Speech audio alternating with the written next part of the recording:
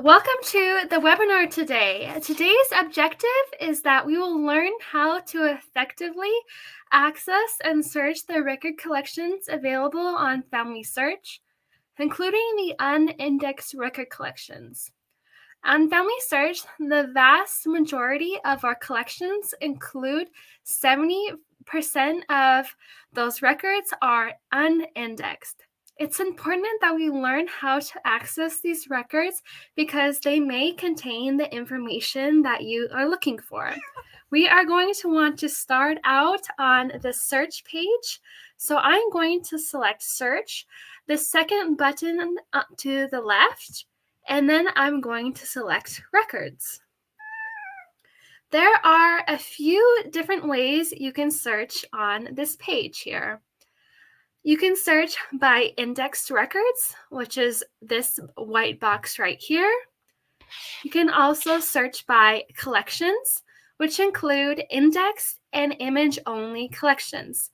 And you can also search by place. The first one we'll be discussing today is how to search in the indexed records. So I am going to start putting in the information for my ancestor. I want to search for Don Page. He lived in Provo, Utah, and he was born in 1930. But before I get started, it's always great to have a goal in mind when you are conducting your searches.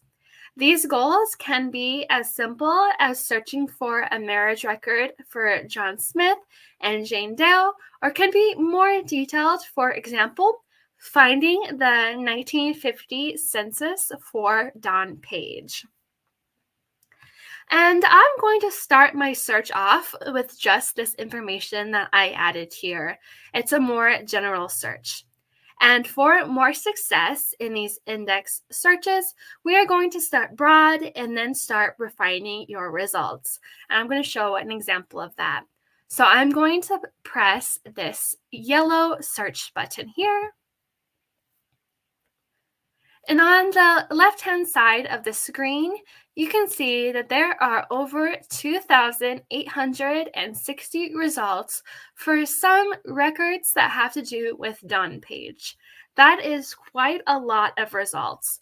So I'm going to use the right-hand side of the screen here and filter down my results. But before we get started on that, we are going to be discussing dates. It's best to include a date range instead of an exact date or a year. Many times, the age of an individual will be included, not their birth year. The reported age can be incorrect, so that's why we are going to suggest to use a range. And those date ranges would be found in this life event section. So for example, on the birth, you can add the birthplace and then a date range. So if you wanted to just put one date here on the left-hand side of the left-hand side and leave the right-hand side box blank, it would search, for example, from 1880 to now. And the same goes for marriage, residence, and death.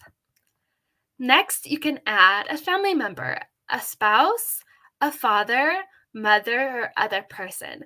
And an other person could be a sibling that you are expecting to see on the record. You can also navigate by country or locality of the records of interest. So to narrow down my search results, I am going to add a mother. The mother of Don Page, her name was Ruth Page. And then I am going to be pressing my blue search box at the bottom right-hand side of the screen. And you may have mentioned that my research goal for this search was to find the 1950 census for Don Page. And this is the one right here. His father was Douglas Page, and his mother was Ruth Page. So I'm going to click anywhere on this gray box over the 1950 census here. And then on the right, it gives me information about the record. It gives me the information found within the index, but also it tells me that I can view the record. So I'm going to click on View Record here. And the record opens up into a new screen here. And it's always best to view the original image because it can provide more information than the index. And the index can be wrong, so it's always best to view the original. To view the original of the record here, you are going to want to select the image of the record, or you could select View Original Document. Either one will take you to the same place.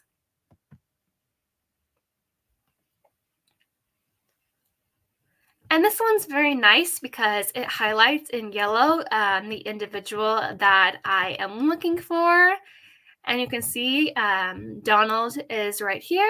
He also went by Don, and the information about him in the 1950 census. So we're going to go back to the page that we just were. So I'm going to be clicking this little tree icon here in the top left-hand side of the screen.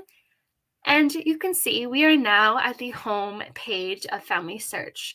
So to get where we were in the earlier in this webinar, I'm going to select Search, and then I'm going to be selecting Records. We are now going to be searching by place. So if I scroll down, you can see Search by Place. This feature allows you to see the available collections and resources for the country, state, or province that you are researching in. When you enter the country, state, or province, you'll be taken to the country's research page. So I am going to be adding Utah, and I'm going to want to make sure that I select from the drop down here where it says Utah, United States. So if I don't select from the drop down, it will not search. I am at the Utah's research page, and on the left-hand side of the screen here, we have the Learning Center. We currently have 15 learning courses that have to do with family history research in Utah. Next, we have the indexed historical records. This is what I was just showing when we were looking for that 1950 census. But the difference here is that it will only search collections that have something to do with Utah. So I would add my first name, last name, my place, and my year of birth. And it would search these 47 Utah collections. And if you would like to see more, you would select See All Utah Collections. And if we go back to the left-hand side of the page here, it tells us about current indexing projects that have to do with Utah. We have this mortality schedules, but it's 100% complete. So there is no other project available that has something to do with Utah. Next, we have genealogies.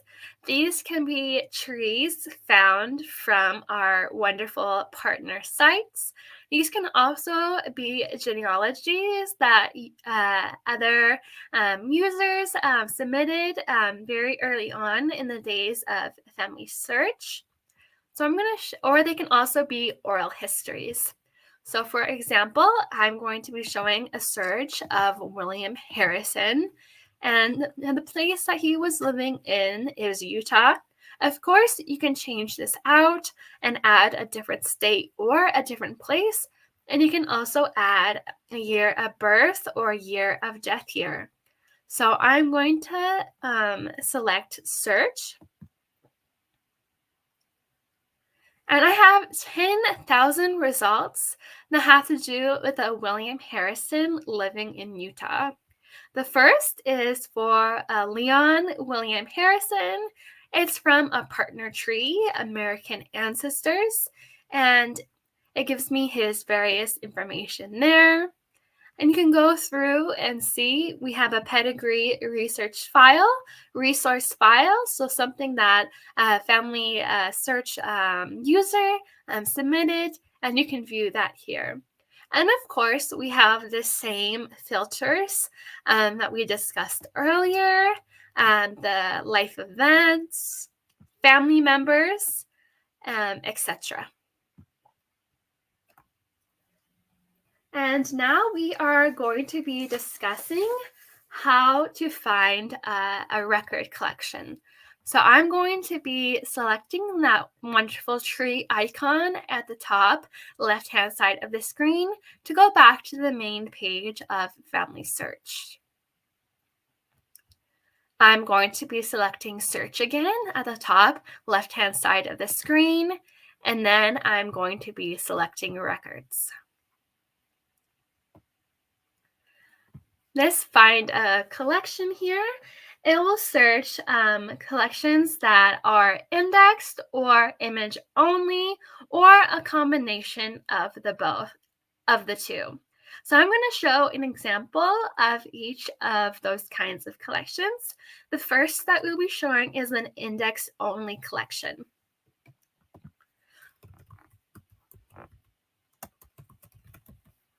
So all three of these here are index-only collections. And how would you know that? You're going to want to make sure that you select from one of the collections that is auto-populating. If you do not select one of these collections, you will not see a result. And on the right-hand side of the screen here, it details the collection for us. It says that this is an index to select world miscellaneous birth and baptisms. So I know to only expect to have an index here. So for example, I'm going to be searching for Mary James. And I'm going to be selecting my yellow search button. Here I have a search for Catherine Mary James, who was born in China. I am going to be selecting her name here. And I am taking to the index for Catherine Mary James. And another way to tell that it is only an index is because it says the image is unavailable. I'm going to go back now using the left-hand arrow. And I'm going to go back one more time. One more time. And then I'm going to be adding a new collection title. So we also have some collections that are image only. One of those collections is the Uinta County marriage records here. And I can tell that it is image only because no boxes show up where I can add information and it will search it for me. So if you're unsure how to use this collection, all of our image only collections have a section on how to use this collection. So I'm going to click on how to use this collection. And I am taken to a page in the wiki that describes this Utah County marriage collection. And you can go through and read this and understand more about the collection. But how exactly would you navigate? You're going to want to select browse all of the 8,687 images. And then you are given different categories, and you're going to want to select which ones interest you. So of course, I'm going to select vital records because that's the only category I'm currently given. And then I have years that I can choose. So we have marriage license applications, marriage license records, etc. And you are going to want to select the year that interests you. So I'm going to select the marriage license records from 1896. And there are only 2 records in this year, so that's much more easy to navigate than the 8,000 plus that we started with. I'm going to go back and select the records. And the same navigation that we just did for the Utah Uinta marriage registers, you can also do with collections that have been indexed. Why would that be beneficial? I will be showing an example of that in the 1910 United States Census. So instead of conducting my search here, I'm going to be browsing all of these 2 million images. And I am going to be selecting Utah, so you would select whichever state you are interested in. And then let's say I am looking for an individual in Cache County. And I know from the previous census that they were living in Newton. And this is the only enumeration district it's giving me, so I'm going to select enumeration district 22. And why would I want to browse all of these 14 images instead of searching by the index? Let's say I found my individual in the 1900 census in Newton, Cache County, Utah. But I was unsuccessful finding him in the index for the 1910 census, but he was living here 10 years earlier. One could assume that it's likely that he was living in the same place in 1910. So I want to go page by page by page until I exhausted all of my searches and truly found that he was not there, or it could have been written wrong by the person who enumerated the census. So this is one way that you can conduct an exhaustive search by looking through all of the images. I am going to go back and select records here. And the last type of collection that we will be seeing is one that has a combination of index records and images. So there's a collection in Argentina.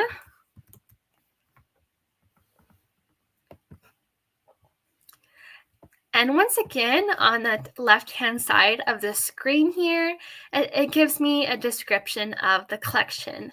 It says that some of these records have been indexed and searchable as part of the collection, but additional images and index will be published as they come available. So this signals to me that if I'm not finding my person in the index, that the images may have not been added yet, or they may not be indexed. So I would want to go page by page by page until I found what I was looking for. And the last way we'll be discussing today is how to search historical images.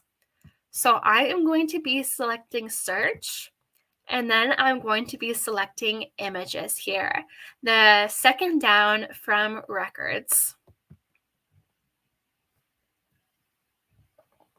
And why is it important to search historical images? Every new camera capture that we have taken, it gets uploaded here in images. So all new records you are going to be able to see here in images. And most of all these records, almost all of them are unindexed. So it's important to learn how to navigate these historical images. Note, not all of the metadata fields will be filled when looking for results. There are multiple ways to search for different images. The first one is by place. We are going to want to make sure that we select a place from the drop-down, or we will not be getting a result. And different jurisdictions, they changed often over time, so you are going to want to make sure that you check all of them. This is important because one jurisdiction may have the records you are looking for, while another one may not. So an example is this place in Poland that I have been researching in lately. And how would you know about the different jurisdictions? So what I like to do is I like to point to two jurisdictions and make sure that they are consistent over time. So for example, this is one of the jurisdictions of the place I was researching in.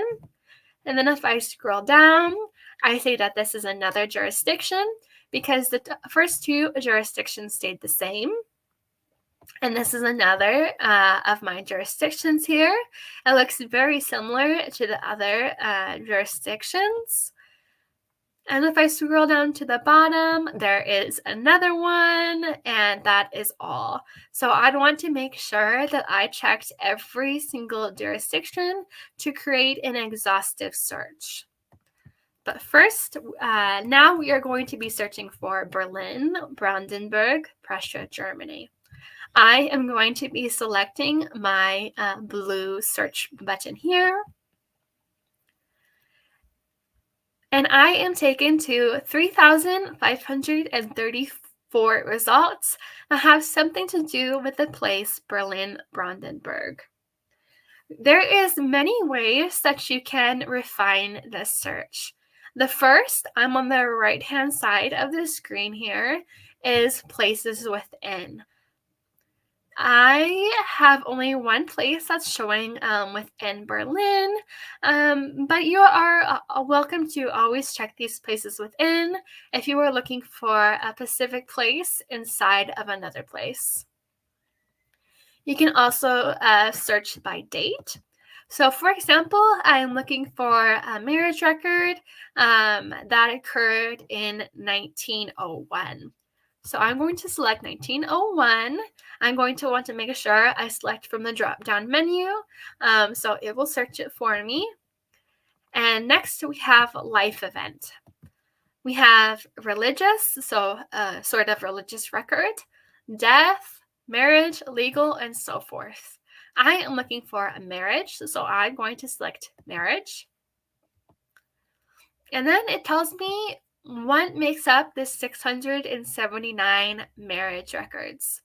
It says we have religious marriage record indexes, religious marriage records, and so forth. And I am going to now press update here at the bottom right-hand side of the screen. And we have a much more manageable number. We have 7 results with a marriage record that occurred in 1901 here. So I would now know that I have much fewer collections that I would need to look through and see if it applied to my ancestor. So I'm going to be selecting this blue highlighted image group number here, and it takes me into the collection. And if you're looking for on the right-hand side of the screen here, it gives you information about the collection. It tells us that the collection we are currently in is part of 2 collections here. If we want to learn more about German genealogy, it's taking us to the wiki. But I really like is the details section. So it tells us that we are in Evangelical Church, and this is the name of the church here in Berlin.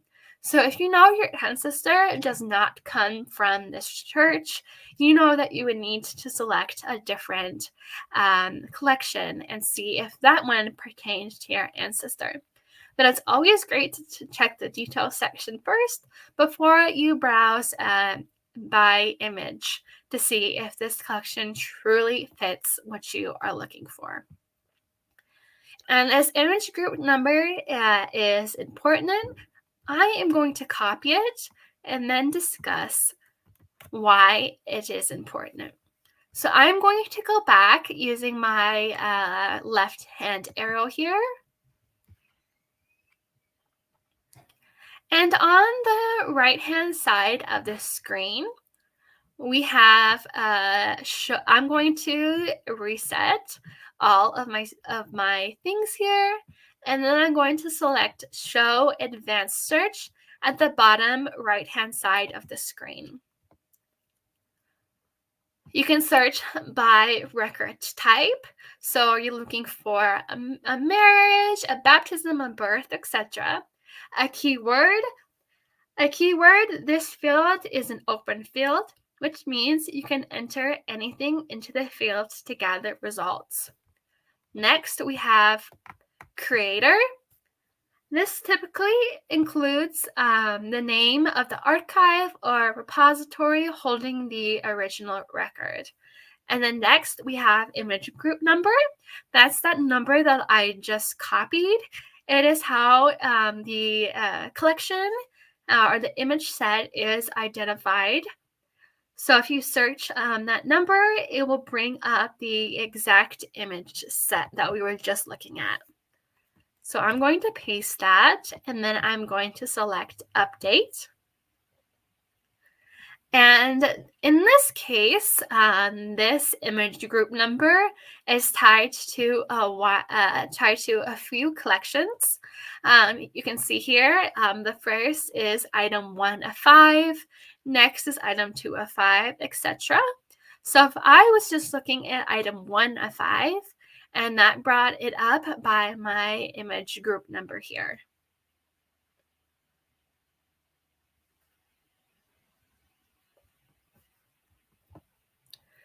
So that is how you would search using images. I strongly suggest that you always search images just to make sure that FamilySearch does not have what you are looking for. And then the last little search tip I will show today is in the catalog. So I'm going to press search again, and then I'm going to be selecting catalog. And what I want to show here today is keywords. If you are not finding what you are looking for under the place, it's always great to enter the town, the village, the parish, etc. that you are looking for in the keyword field. So for example, I am going to type in Ustrova, and we are going to be searching some results. No results found. So I'm going to type in a different place here. I am going to be searching for Berlin, for example. And then I'm going to be pressing update. And it tells me that there are over 5,000 results that have to do with some place named Berlin. This is really great if you have a smaller place. Of course, Berlin is very large, and there are also many other places named Berlin. But this is another way you can search to make sure that FamilySearch does not have what you are looking for, is by using the keywords. So that is my pointer for how to search the catalog, is by making sure you always try searching the keywords after you searched by place. So thank you so much for joining us today at the webinar, and hopefully we understand a little bit more on how to search FamilySearch, including the index record collections, the collections, and also by place, and lastly, images.